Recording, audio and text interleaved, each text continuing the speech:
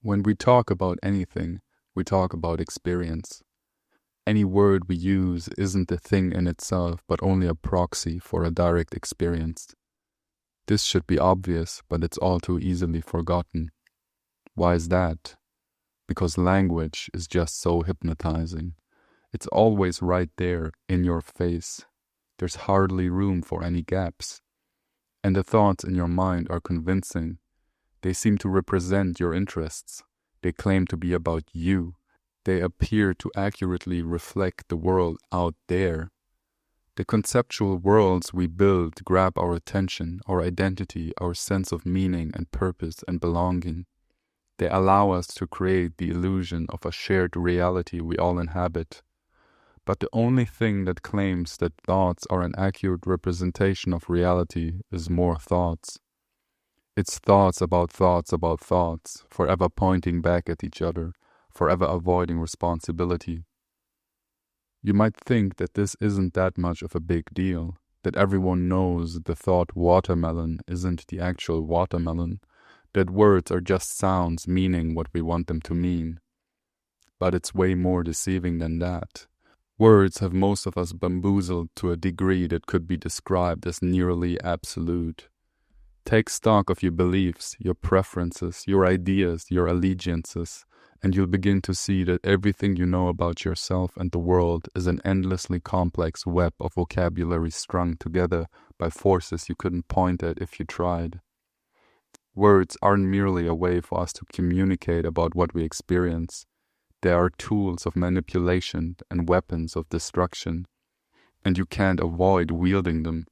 Wherever you look, you'll find words taking a stake in your experience, claiming you're in a landscape, eager to colonize everything, allowing nothing to remain non-conceptual. Don't get me wrong, I love words. I'm all for using them with precision. I'm not anti-words, but pro-awareness of words. And of course, it's not all bad. Words are creative too. They're a source of joy and inspiration and laughter. But the ability of words to do that is what's leading to a whole lot of mess.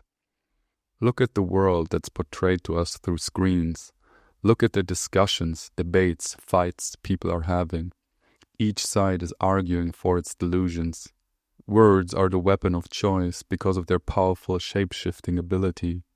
A word can explain, entice, convince, hurt, soothe, uplift. The same word can usher in peace, and it can usher in war. Words can lead to countless atrocities. Words. See this, and you'll wonder if you see people using words, or words using people. Suddenly it's no longer humans bickering on the world stage. It's concepts versus concepts, words versus words. What we see is a set of proxies, and the proxies argue with each other. The human is just the instrument the proxy uses to try to impose its superiority. We are so tangled up in our conceptual worlds, at some point we stop living for our lived experience, but for those conceptual worlds. We live through and for and as concepts. The words, the map is not the territory, become another bar of the prison cell instead of the key to the door. Then we use these conceptual worlds to hurt ourselves. How do we do it? By throwing words, concepts, labels at our reflection. I'm this and not that. I'm too much of something and too little of the other thing. But we don't see that this is what we're doing because all we're seeing are the words, concepts, labels. We care more about how our lives look on paper than how they feel in our direct experience. We're more concerned with the words themselves than what they point at. Here's a question. Do you spend more time believing the narrative your mind is spinning about life than living it directly? All too often you can see this in religious folks.